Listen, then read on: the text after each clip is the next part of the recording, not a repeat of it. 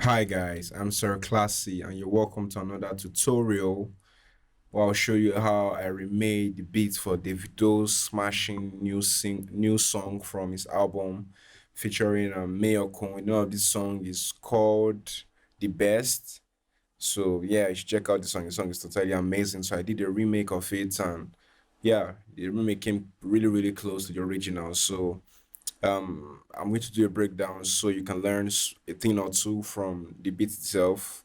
So yeah, so you know how it goes. We take a listen and then we strip it apart. So let's listen. Really loud.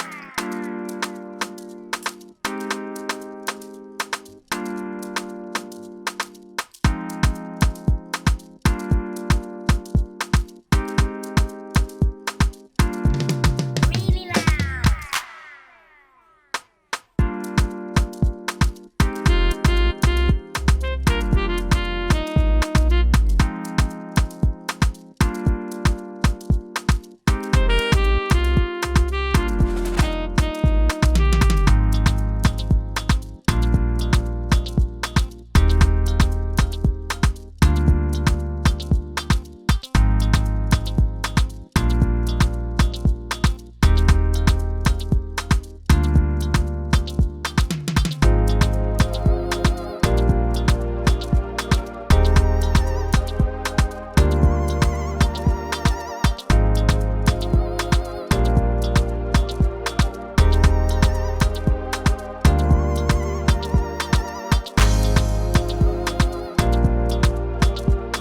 So that's pretty much it for the song. That's pretty much how the song went.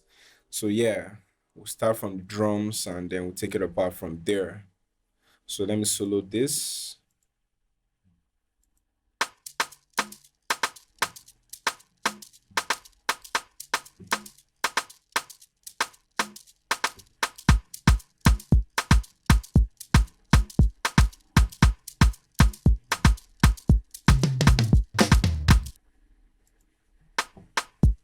All right, so starting from this, I played this with Battery.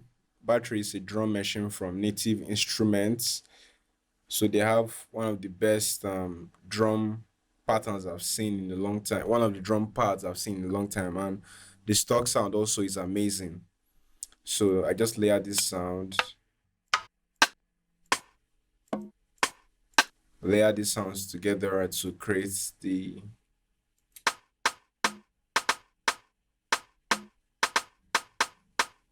You can see the layer here.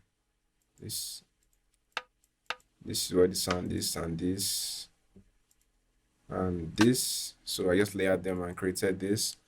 Then the shaker is a loop. It's a pretty popular shaker.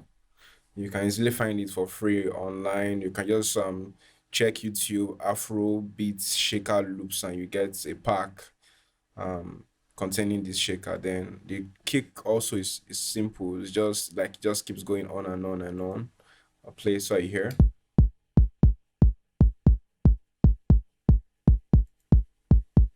I also played it with battery as well. The kick, most of my drums these days I use battery, a 909 kick in battery.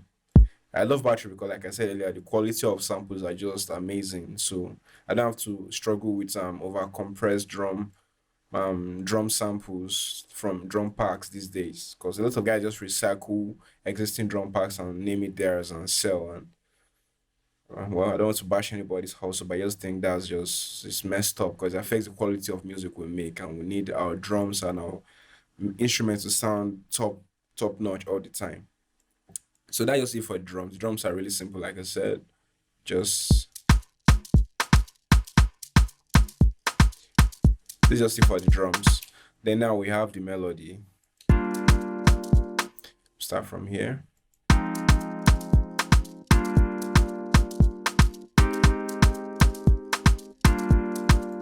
So this is, let's scroll over. So this is the progression. I Let's see if I transposed. Okay, I transposed. Yeah, I kind of transposed. So this is the so if you're going to copy the progression and you want to get the exact sound, you have to transpose it to this key by right clicking E5, that is key E on the fifth octave, and then you write out this progression.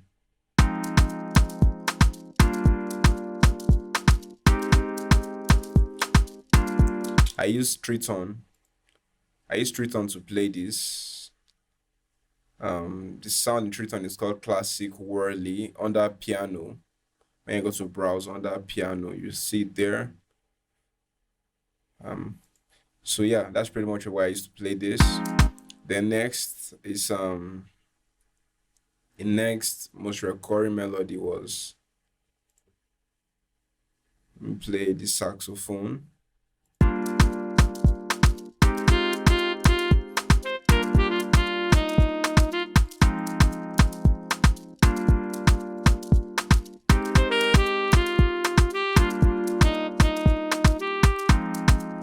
I use Purity for the sax.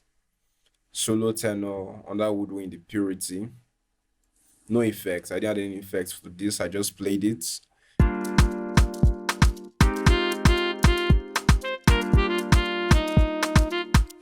Then next, before I like to save my 808 for last. Even when I'm mixing, I like to play my 808 last. So let's look at this melody here.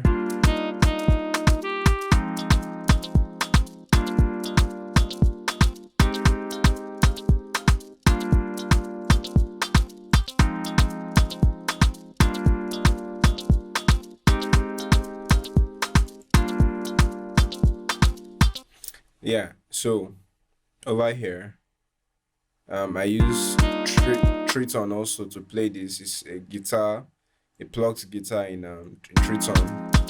So let's listen to just.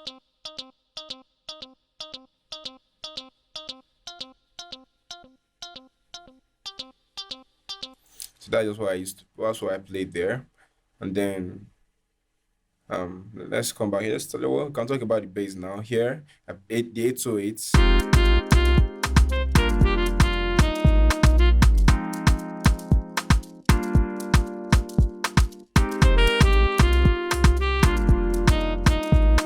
So in the 808s, of course, my 808s, I always play most of like 99% of my 808 is with this plugin 808 Bloodline, because the quality of the 808 is so crisp, it's so punchy. So I use 808 Bloodline a lot. So this is what I played.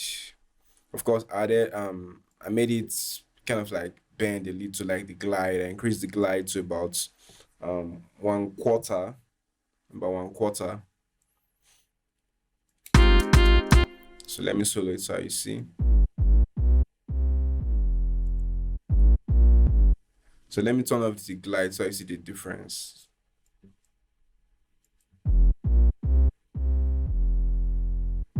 Doesn't sound as interesting like when I glide it.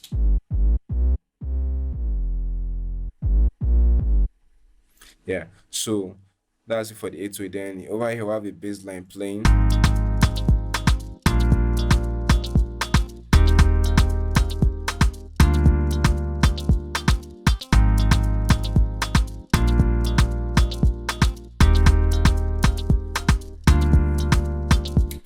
The bass line also, you can get this bass from anywhere, but I prefer to use Purity bass guitar.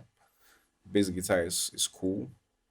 And moving forward, of course, layers. A lot of layering happened here. This is the main chorus of the song.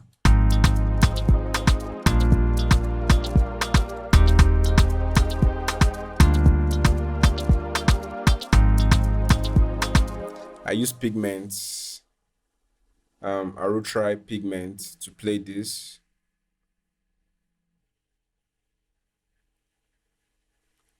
I use Arutri pigments, choral strings in Arutri.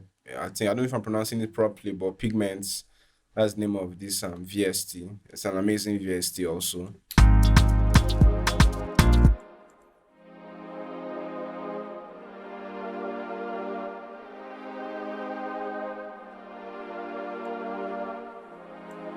It's an amazing VST. So after doing that, I'll also layered it with this.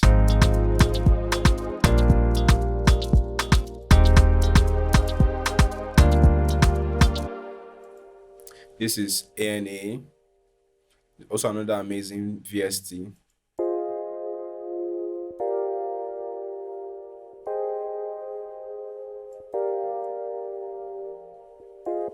I love this VST a lot. The sounds, the quality is just amazing. Then over here, a vocal sample from Omnisphere.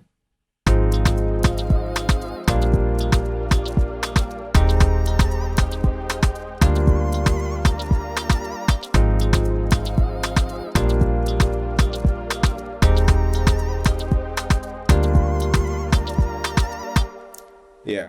So that was pretty much how it's, because the main song itself had some vocal samples here and there, but I couldn't get the exact samples, so I had to improvise. And then yeah, I think that's pretty much it for the beat. So what's left to talk about is the drum rolls and transitions. So like here, for example, I had to chop these drums. I had to chop it up. Yeah, this is how it sounds originally, but like I cut it somewhat halfway to get the continuation feel. Then the clap. I added reverb to this clap. Without the reverb, with the reverb, I added some reverb to it. To get that effect, you just increase the sustain of the reverb or the decay time, whichever, like, depends on what your reverb plugin looks like. You increase the wetness to make it really wet, then increase the decay so it sustains. And then of course you may increase the size if you want or leave, or yeah, the size also. Yeah. Then that's pretty much then here. Then this, I also chop it up also because it doesn't have this, like the ending heavy sound, it doesn't have just the beginning of it. Then I have this percussion this percussion sound. It's kind of like a tom sound.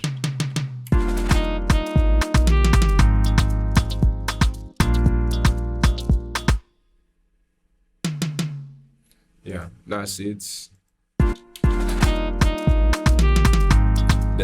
Then over here we have this also, a crash sound, and this sound, the clap and the crash layered together.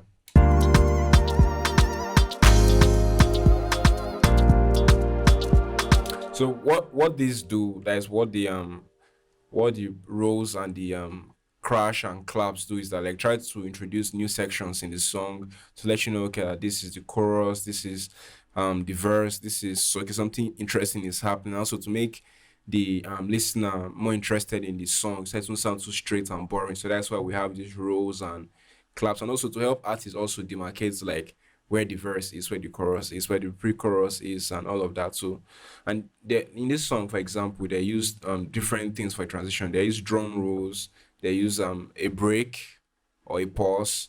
They used a percussion rolls. There's percussion rolls. They also use clap and a crash. So there are many ways you can combine. You don't have to stick to one or stick to two. You can stick to as many as you can and use them creatively in the entire song. You don't have to use all the time. And so now you may not even use any at all. It depends on your workflow and how you feel and what you feel the song needs. Also, don't forget what the song needs. So the rolls and the percussions here for the transition points were really great. So yeah, so maybe you can learn that. And also another thing to take away from this song is the way they used the bass notes. In the beginning, they started with the 808s. They started with the 808s, then they moved over to regular bass lines, which were straight and easy, because here it became more the feeling became more escalated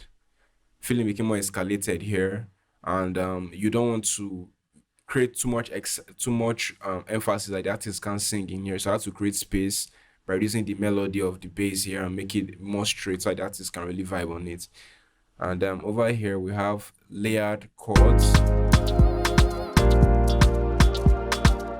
The chorus of any song should be like the most should be the, not the loudest per se, but should have the most groove or the most feel or the most ambience to make it, of course, stand out like it's the chorus. Because when you hear a song, the first part you pick out is the chorus. So same thing with the beats. Whenever we hear your beats, we should know, okay, this part is the chorus, this part is the verse. It shouldn't be confusing. So that's what I did here. They made the chorus obviously stand out.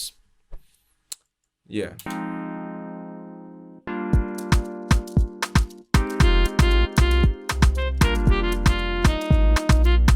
And also this saxophone here.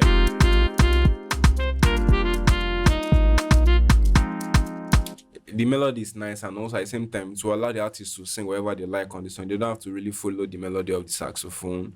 So that's another thing to think of when you're playing melodies for your beats. Make sure your melodies are not all that busy that forces the artist to follow the melody. The artist should be able to vibe on his own while the melody complements that. Like your beat entirely should complement the artist. It shouldn't make the artist stick to a particular flow.